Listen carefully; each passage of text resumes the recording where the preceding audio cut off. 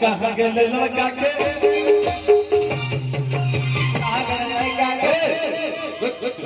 कहाँ गेले लड़का के भाई गे रचा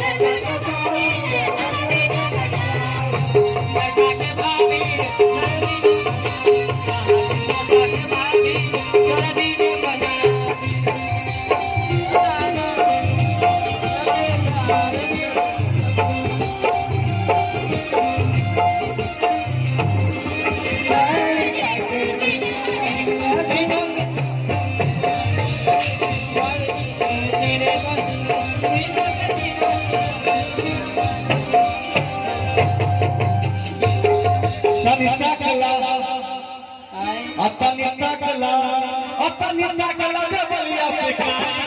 कला दे बलिया पकानी का अतनिता कला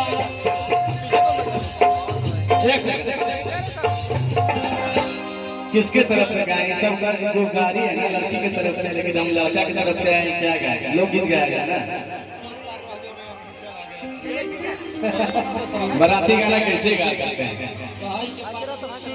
कि नाये नाचे न जाई बराती में नाये नाचे न जाई बराती में अगोली चलला यही रात के बराती में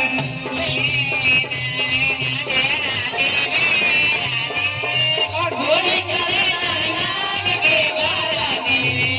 नाये नाचे न जाई बराती में